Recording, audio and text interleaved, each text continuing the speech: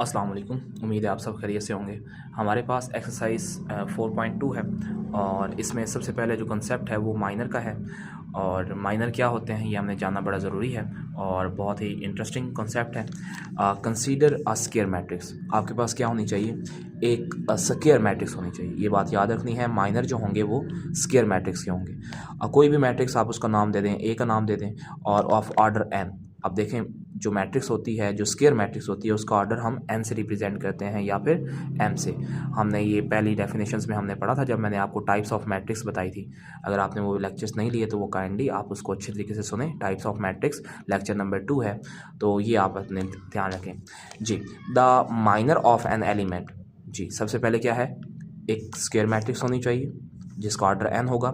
और माइनर जो होता है वो किसका होता है? एलिमेंट का होता है। ये बात याद रखनी है। माइनर किस चीज़ का होता है?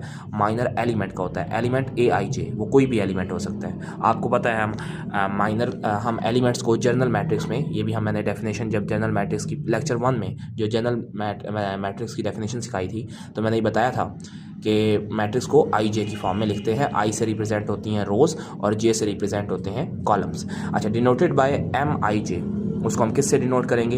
एम आई जे से। माइनर को हम एम आई जे से, यानी कि अगर हम 1-2 का निकाल रहे हैं तो यहाँ हम क्या लिखेंगे? 1-2 लिखेंगे। अगर 1-3 का माइनर निकाल रहे हैं तो यहाँ हम 1-3 लिखेंगे। तो जो आई जे होगा वो भी यहाँ पे आई जे होगा। इससे डिनोट करते हैं हम, यानी इससे रिप्रेजेंट करते हैं माइनर को जी। यू होता क्या है? इज़ द डिटर्मिनेंट, यानी माइनर जो होता है वो डिटर्मिनेंट होता है। ये बात याद रखनी है। एक स्क्वायर मैट्रिक्स होती है, उसके एलिमेंट का माइनर होता है। माइनर क्या होता है? डिटर्मिनेंट होता है। डिटर्मिनेंट कौन सा? वो बनता है form by deleting the ith row and jth column. हम रो और कॉलम को डिलीट करते हैं तो हमारे पास माइनर आता है। अच्छा, इस डेफिनेशन को समझने के लिए बड़े ध्यान से देखिएगा। हम ये एग्जांपल लेते हैं मिसाल के तौर पे। मेरे पास एक जनरल मैट्रिक्स है जिसका ऑर्डर 3x3 है। ये एक जनरल मैट्रिक्स है जिसका ऑर्डर 3x3 है। तो हमने इसका माइनर निकालना है। माइनर एलिमेंट का होता है, तो हम मिसाल के तौर पे माइनर निकालने चाह रहे हैं 1 और 2 का। माइनर 1-2, यानी 1-2 का क्या मतलब है? पहली रो का दूसरा एलिमेंट। तो ये पहली रो है, ये दूसरा एलिमेंट है, तो ये हमारे पास माइनर हम इस एलिमेंट का निकालना चाह रहे हैं। अब इस एलिमेंट का माइनर कैसे निकलेगा वो बड़े ध्यान से समझना है कि हमारे पास जी, हमने माइनर इस एलिमेंट का निकालना है, ठीक है। तो हमने रो और कॉलम को डिलीट करना है। तो ये जो जिस कॉलम में ये होगा उसको डिलीट कर दें, यानी कि इसको आपने डिलीट कर देना है। और जिस रो में ये 1 और 2 पाया जाएगा इसको डिलीट कर दें। तो हमारे पास जो बाकी बचेगा वो हमारे पास माइनर कहलाएगा। हमने क्या किया? हम एक एलिमेंट का माइनर निकालना चाह रहे हैं। हमने 1 और 2 का माइनर निकालना है। 1 और 2 ये है, तो ये वाला कॉलम डिलीट कर दें और जिस रो में ये पाया जा रहा है ये रो डिलीट कर दें। तो जब हम ये कॉलम और ये रो डिलीट कर देंगे तो जो बाकी बचेगा उसका हमने क्या ले लेना है? डिटर्मिनेंट ले लेना है, क्योंकि माइनर एक डिटर्मिनेंट होता है। तो 1 और 2 यानी कि ये कॉलम और ये रो डिलीट कर दें तो हमारे पास क्या बचेगा? A21, A23, A31 and A33। तो हमने ये लिख लिया कि माइनर जो होता है 1-2 का वो क्या होगा? A21, A23, A31 and A33। तो हमारे पास माइनर आ गया। हम एक पर्टिकुलर एग्जांपल लेते हैं, उसे समझते हैं। मिसाल के तौर पे हमारे पास एक मैट्रिक्स B है, उसमें हमने माइनर निकालना है 3-1 का, यानी तीसरी रो का पहला एलिमेंट। तो हमारे पास 0 है। इसका माइनर कैसे निकलेगा? ये आपने कॉलम डिलीट कर देना है, यानी इस कॉलम को नहीं कंसीडर करना, और ये रो डिलीट कर देनी है। तो हमारे पास माइनर क्या होगा? 5, 6, -2 एंड 5। तो हमारे पास माइनर, हमारे पास 3-1 का क्या आया है? 3-1 का 5, 6, -2 एंड 5। तो उम्मीद है कि आपको माइनर निकालने में कोई भी मुश्किल नहीं आई होगी और आप किसी भी मैट्रिक्स का माइनर फाइंड कर लेंगे। नेक्स्ट हमारे पास कॉन्सेप्ट है कोफैक्टर का, वो हम डिटेल में डिस्कस करते हैं जी। नेक्स्ट हमारे पास जो कॉन्सेप्ट है वो है कोफैक्टर। डिफाइन करते हैं what is cofactor. A cofactor of an element A I J. अब देखें, कोफैक्टर भी किस चीज़ के होते हैं? एलिमेंट के होते हैं। कोई भी एलिमेंट हो सकता है। ऑफ अ स्क्वायर मैट्रिक्स, इसके लिए भी क्या होना ज़रूरी है? स्क्वायर मैट्रिक्स होना ज़रूरी है। कोफैक्टर के लिए, कोफैक्टर एक एलिमेंट के होते हैं। एलिमेंट किस चीज़ के होने चाहिए? स्क्वायर मैट्रिक्स के होने चाहिए। उसको डिनोट कैसे? स्क्वायर मैट्रिक्स कोई भी हम लेट कर लेते हैं, एक लेट कर लेते हैं, डिनोटेड बाय ए आई जे, यानी कि जिस एलिमेंट के निकालने हैं उसी को डिनोट कर देना। अगर 1-3 के निकाल रहे हैं तो यहाँ 1-3 आ जाएगा। अच्छा, डिनोटेड, अगर मैट्रिक्स ए है तो उसको ए कैपिटल ए आई जे से लिखना है। अगर मैट्रिक्स बी है तो कैपिटल बी आई जे से लिखना है। और मैट्रिक्स सी का नाम हम दे रहे हैं तो सी से हम लिखेंगे, ठीक है। इट इज़ डिफाइन बाय, हम डिफाइन इसको कहते हैं, ये बड़े ध्यान से समझना। ये पूरी डेफिनेशन लिखी हुई है, ये 3 वर्ड लिखे हुए हैं। आई जे हम इसको डिफाइन इस तरह करते हैं कि -1 की पावर i प्लस जे, हमारे पास -1 की पावर i प्लस जे आ जाएगा और माइनर आई जे आ जाएगा। समझ आ रही है? जैसे मिसाल के तौर पे हम एग्जांपल के जरिए इसकी डेफिनेशन को समझते हैं। ये क्या डेफिनेशन क्या कह रही है? हमारे पास 3x3 के एक मैट्रिक्स है जिसका ऑर्डर 3x3 है, एक स्क्वायर मैट्रिक्स है।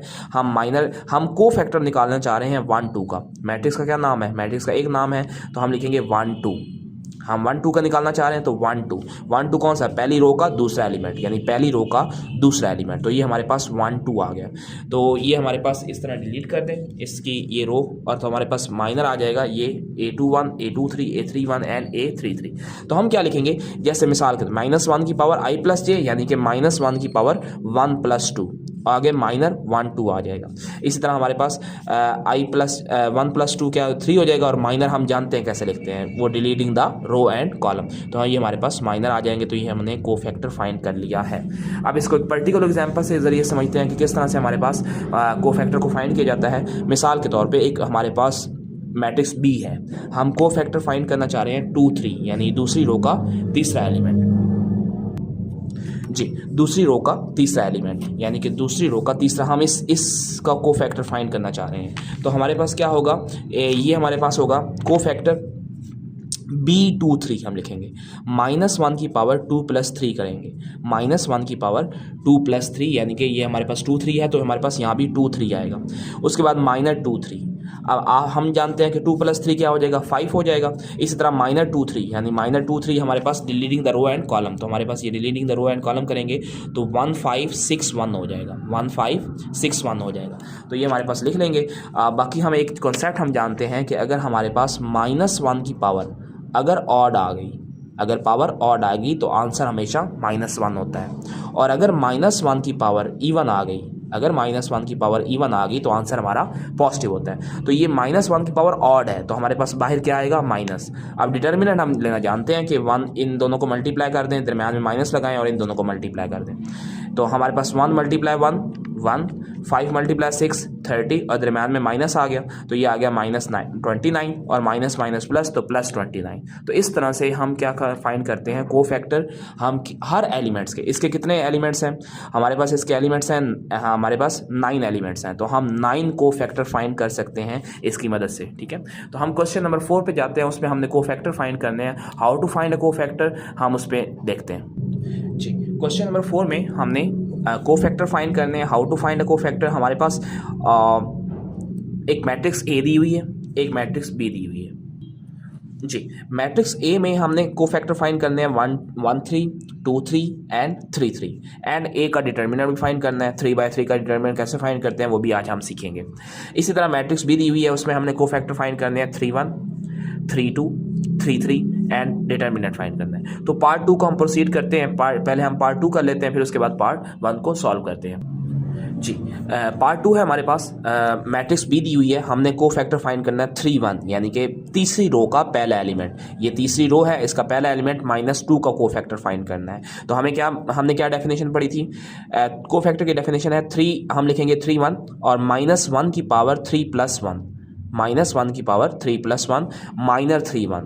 तो -1 की पावर 3 + 1 क्या होगा? 4 हो जाएगा, और -3 1, यानी कि ये रो एंड ये कॉलम और ये रो डिलीट कर देंगे तो हमारे पास जो बचेगा वो 3 1 का माइनर हो जाएगा। तो -2 5 -1 4 हम यहाँ पे लिख लेंगे।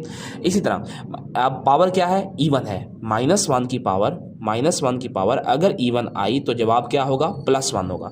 तो इसलिए +1 लिखने की ज़रूरत नहीं है बाहर। तो जब +1 आ जाए तो उसे बाहर लिखने की ज़रूरत नहीं है। अब इन दोनों को मल्टीप्लाई करें, 2 × 4 -2 × 4, दरम्यान में माइनस डालें, 5 × -1। अब -2 × 4 -8, अब -5 × -1 और इस माइनस ने उसे क्या कर देना है? प्लस कर देगा। तो -8 + 5 ये हमारे पास क्या आ जाएगा? -3 आ जाएगा। तो हमने माइनर फाइंड कर लिया 3 1। अब हमने माइनर फाइंड करना है 3 2 का। तो 3 2 का माइनर फाइंड करने के लिए -1 3 + 2 और -3 2। -1 की पावर ये हमारे पास 5 आ जाएगा, क्योंकि 3 + 2 5 होता है। और -3 2 का माइनर, 3 2 का क्या मतलब है? हमारे पास तीसरी रो का दूसरा एलिमेंट, यानी ये एलिमेंट का। तो ये कॉलम डिलीट कर देंगे और ये रो डिलीट कर देंगे। तो हमारे पास क्या बचा? -5 5 -3 4। तो हम इसी तरह ये लिख लेंगे -5 5 -3 एंड 4 आ गया।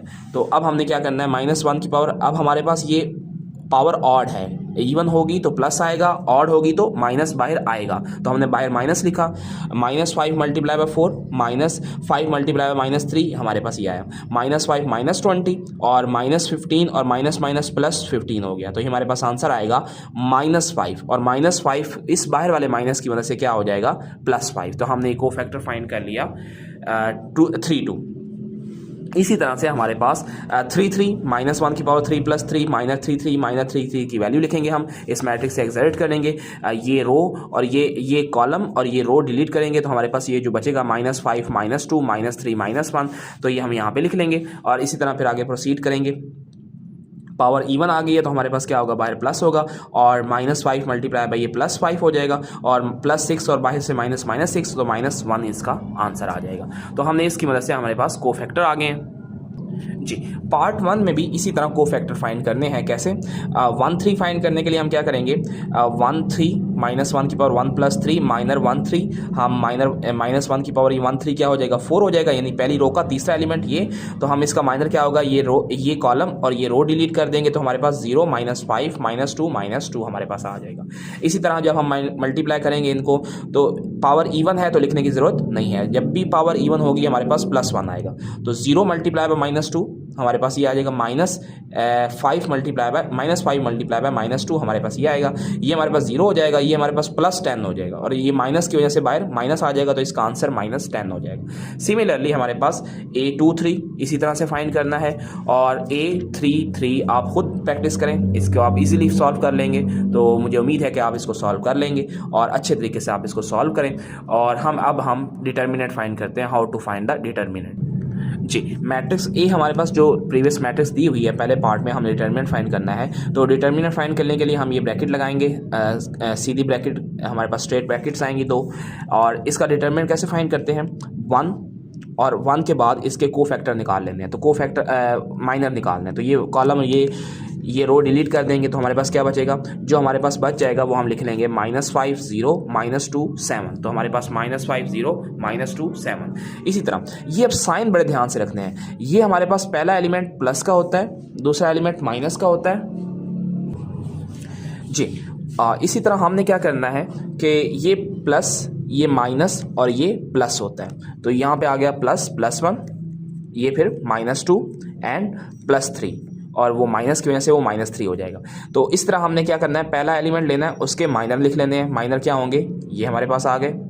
दूसरा एलिमेंट लेना है, ये रो, ये कॉलम डिलीट कर देना है हमने और ये रो डिलीट कर देनी है। तो हमारे पास क्या बचेगा, 0 0 -2 7। तो इसी तरह हमने पहले फिर तीसरा एलिमेंट लेना है, तो हमारे पास क्या आएगा, 0 -5 और -2 -3, हमारे -2 हमारे पास आ जाएगा। तो ये हमारे पास, ये आपने याद रखना है कि ये +1 होगा, ये -2 होगा, ये प्लस आगे -3 आ जाएगा तो वो माइनस हो जाएगा, लेकिन यहाँ पर हमारे पास साइन जो आएगा वो प्लस का होगा। ठीक है, अब हम क्या करते हैं, 5 मल्टीप्लाई बाय -7 -35, और ये हमारे पास 0 हो जाएगा। इसी तरह ये दोनों 0 हो जाएंगे, और इसी तरह हमारे पास 0 मल्टीप्लाई बाय 0 हो जाएगा, और -5 मल्टीप्लाई बाय -2 हमारे पास क्या होगा, +10 आएगा। लेकिन आपको पता है डिटर्मिनेंट में माइनस आता है, तो उसकी वजह से क्या हो जाएगा, -10 हो जाएगा। हम इसको सिंप्लीफाई करेंगे, ये -35 हो जाएगा, ये -0 हो जाएगा, और ये माइनस +30 हो जाएगा। तो ये हमारे पास आंसर आएगा -5 आएगा। तो ये थोड़ा सा आपने डिटर्मिनेंट को इस तरह फाइंड करना है। अब मैट्रिक्स बी का हम डिटर्मिनेंट फाइंड करते हैं, वो भी इसी तरह से है। हमारे पास एक मैट्रिक्स बी दी हुई है, इसका हमने डिटर्मिनेंट फाइंड करना है। तो -5 यानी -5, अब माइनस यहाँ पे एक तो वो हमारे पास फार्मूले का माइनस है और ये खुद माइनस है, तो माइनस माइनस ये +2 हो जाएगा, ये याद रखना है। ये माइनस हमने फार्मूले से लगाना है और ये +5 हो जाएगा। इसके कोफैक्टर माइनर क्या होंगे, -1 4 -1 2 -1 4 -1 2। इसके क्या होंगे, -3 4 -2 2। तो ये हमारे पास यहाँ पे आ जाएंगे। इसके कोफैक्टर क्या होंगे, माइनर क्या होंगे, -1 -3 -1 -2 -1। तो हमारे पास यहाँ पे आ जाए। इसी तरह हम मल्टीप्लाई करेंगे, ये हो जाएगा -2, ये -4 होगा, लेकिन यहाँ पे प्लस है क्योंकि डिटर्मिनेंट में क्या आता है, माइनस आता है। ये हमारे पास -6 और ये -8 होना था, लेकिन यहाँ पे क्या है, +8 है क्योंकि हमारे पास फार्मूले में माइनस आता है हमारे पास।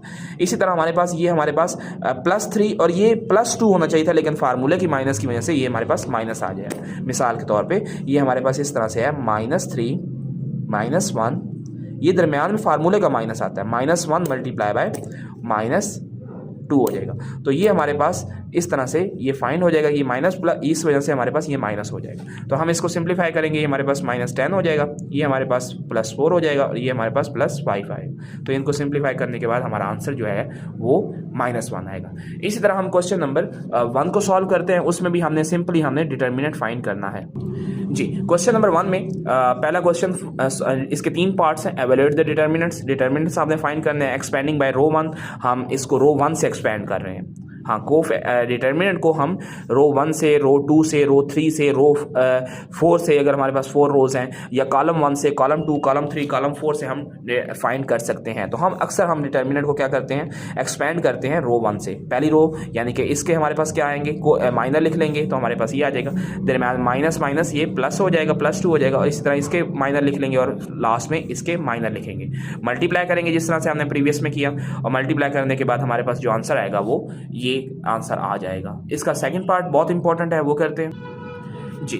सेकंड पार्ट में हमारे पास एक मैट्रिक्स दी हुई है, डिटर्मिनेंट फाइंड करना है, डिटर्मिनेंट दिया हुआ है, एक्सपेंड करना है हमने रो 1 की मदद से। अब हमारे पास क्या है, पहला एलिमेंट के माइनर क्या होंगे, ये माइनर लिख लिए।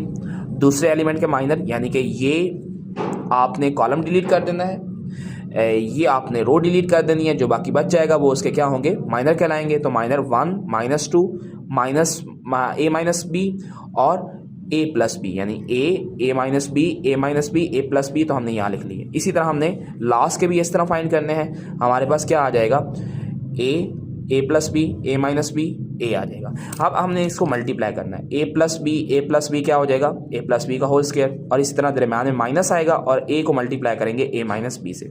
इस तरह ये a-b इस तरह बाहरी लिखेंगे, a को मल्टीप्लाई करेंगे a+b और a-b क्या हो जाएगा, a-b का होल स्क्वायर हो जाएगा। इस तरह a को a से मल्टीप्लाई करेंगे a स्क्वायर हो जाएगा, a-b a+b हमारे पास मल्टीप्लाई हो जाएंगे। नेक्स्ट हमारे पास फार्मूला ओपन करेंगे, a² + 2ab + b², हमारे पास फार्मूला आ जाएगा। इसका a को अंडर मल्टीप्लाई कर देंगे, इस तरह a-b ऐसे ही लिखेंगे और अंदर मल्टीप्लाई करेंगे a² - ab हो जाएगा, +ab हो जाएगा। इस तरह फार्मूला ओपन करेंगे, क्या हो जाएगा, a² - 2ab + b², a² - 2ab + b²। और नेक्स्ट हमारे पास ये क्या हो जाएगा, a² हो जाएगा, और ये हमारे पास फार्मूला बन रहा है a² - b², तो हमारे पास a² - b²। नेक्स्ट हमारे पास ये है कि ये सेम आ जाएगा। हमारे पास यहाँ पे कटिंग हो रही है, ये हमारे पास वैल्यूज कैंसिल हो रही हैं, a² से कैंसिल हो गया, और ये 2ab, ये लाइक टर्म्स हैं, ये ab है तो 2ab और ab क्या हो जाएगा, 3ab हो जाएगा। और इसी तरह हमारे पास ये माइनस है तो हमारे पास ये माइनस अंदर शिफ्ट होना है बाद में। उसके बाद हमारे पास नेक्स्ट जो हमारे पास ये है, ये माइनस को अंदर शिफ्ट कर देंगे, हमारे पास -a² + 2ab - b² हो जाएगा। और इसी तरह ये माइनस में अंदर शिफ्ट हो जाएगा तो ये हमारे पास यहाँ से भी ये कटिंग हो जाएगी, तो हमारे पास वैल्यू b² रह जाएगा। और यहाँ कटिंग क्या हो रही है, यहाँ से भी a² कैंसिल हो जाएगा, तो हमारे पास ab और 2ab क्या हो जाएगा, 3ab, और यहाँ पे -b²। नेक्स्ट हम अंदर मल्टीप्लाई करेंगे, पहले a को मल्टीप्लाई करेंगे सबके साथ, फिर हम b को अंदर मल्टीप्लाई करेंगे सबके साथ, फिर हम -ab इसको ऐसे प्रोसीड करेंगे, ये हमारे पास 3ab और -b² हो जाएगा, ये हमारे पास a और b² आ जाएगा। नेक्स्ट हम प्रोसीड करेंगे, ये तो हमारे पास मल्टीप्लिकेशन एज इट इज़ आ जाएगी। अब हम पहले a को अंदर मल्टीप्लाई करेंगे, जब a को अंदर मल्टीप्लाई करेंगे तो ये आंसर आ जाएगा, फिर b को अंदर मल्टीप्लाई करेंगे, b को इससे मल्टीप्लाई करेंगे तो ये आंसर आ जाएगा, साथ में +ab का स्क्वायर आ जाएगा। नेक्स्ट हमारे पास ये तो हमारे पास एज इट इज़ आ जाएगा, माइनस को अंदर शिफ्ट कर देंगे, माइनस जो माइनस वाले होंगे प्लस हो जाएंगे, प्लस वाले माइनस हो जाएंगे। यहाँ पे कटिंग हो रही है वो देख लेते हैं जी, ab², तो ये हमारे पास क्या हो जाएगा, ab² और ये भी ab² है, तो ये हमारे पास 2ab² हो जाएगा। अब 2ab² है तो हमारे पास ये 3ab² और भी है, तो हमारे पास क्या हो जाएगा, 5ab² हो जाएगा। 5ab² है तो एक और 3ab² और भी है, तो ये हमारे पास 8ab² हो जाएगा, और ये एक ab² है तो हमारे पास 9ab² हो जाएगा, तो हम 9ab² यहाँ लिखेंगे। बाकी हमारे पास a² 3ab, तो ये इससे कैंसिल हो जाएगा। b³ और b³ हमारे पास ये भी कैंसिल हो जाएगा। बाकी तमाम वैल्यूज सेम टर्म्स हैं तो हमारे पास ऐड होके हमारे पास 9ab² हो जाएंगी। तो ये हमारा फाइनल आंसर है। इसको अच्छे तरीके से देख लीजिए। हमने एक्सपेंड किया है रो 1 की मदद से, हमने मल्टीप्लिकेशन की है। मल्टीप्लिकेशन थोड़े से ध्यान से करनी पड़ेगी, फार्मूलाज ओपन करने पड़ेंगे, माइनस को अंदर शिफ्ट करना पड़ेगा, तो आपका ये आंसर क्वेश्चन अच्छे तरीके से सॉल्व हो जाएगा। इसकी 1-2 बार प्रैक्टिस करें, आपको ये समझ आ जाएगी। ठीक है, इस तरह हमारे पास लास्ट पार्ट है। लास्ट पार्ट में हमने क्या करना है, एक्सपेंड करना है। लास्ट पार्ट हमारे पास ये दिया हुआ है, बड़ा आसान सा पार्ट है। एक्सपेंड में रो 1 2x, इसका माइनर लिख लेंगे। 2x हमारे पास ये आ जाएगा, माइनर लिखेंगे 2y, y, z और 2z, ये हमारे पास आ जाएगा। इस तरह -x है, तो अगर आपने माइनर की वीडियो नहीं देखी तो शुरू में माइनर की वीडियो देख लें, आपके लिए बहुत आसानी हो जाएगी, ईजिली आप सॉल्व कर सकेंगे। इसी तरह हमारे पास ये x है, इसका माइनस आ जाएगा, -x आएगा क्योंकि यहाँ पे प्लस होता है फार्मूले में, ये माइनस होता है और ये प्लस होता है, तो प्लस माइनस प्लस, तो ये प्लस आ जाएगा, ये माइनस हो जाएगा और ये प्लस आएगा जी। इसका माइनर क्या होगा, ये रो, ये कॉलम और ये रो डिलीट करनी है, तो y y z 2z, y y z 2z। इसी तरह हमारे पास ये क्या आ जाएगा, y 2y z और z, हमारे पास यहाँ पे लिखेंगे। फिर जस्ट मल्टीप्लिकेशन है, 2y 2z से मल्टीप्लाई होगा, 4yz हो जाएगा, और इस तरह yz माइनस yz, इस तरह 2yz और माइनस yz, इस तरह yz माइनस 2yz जी। 4yz में से 1yz चला गया, 3yz, 2yz में से 1yz चला गया, 1yz, और yz में से माइनस 2yz चला गया तो माइनस yz आ जाएगा। तो ये 2x मल्टीप्लाई होगा तो 6xyz, ये माइनस xyz, और यहाँ पे xy माइनस xyz, तो 6xyz में से 2xyz चले जाएं तो क्या रह जाएगा, 4xyz। तो ये हमारा क्वेश्चन कंप्लीट हो गया। आज हमने question number 1 and question number 4 को सॉल्व किया, जिसमें हमने माइनस सीखे हैं, कोफैक्टर सीखे हैं, और हमने डिटर्मिनेंट फाइंड करना सीखा है। इसी तरह हम नेक्स्ट क्वेश्चन में हम डिटर्मिनेंट को आगे प्रोसीड करेंगे, और उम्मीद है आपको ये समझ आएगी, आगे होगी। आप लेक्चर को, इस चैनल को सब्सक्राइब करें और बाकी क्लास वालों के साथ शेयर करें। और कोई भी क्वेश्चन हो, अगर आपके रिलेटेड आपको नोट्स चाहिए हो या कोई क्वेश्चन पूछना हो, तो आप अपने हमारे व्हाट्सएप नंबर पर रब्ता करें, इंशाल्लाह आपको चीज़ें प्रोवाइड कर दी जाएंगी। अपना बहुत ख्याल रखिएगा। अल्लाह हाफिज़।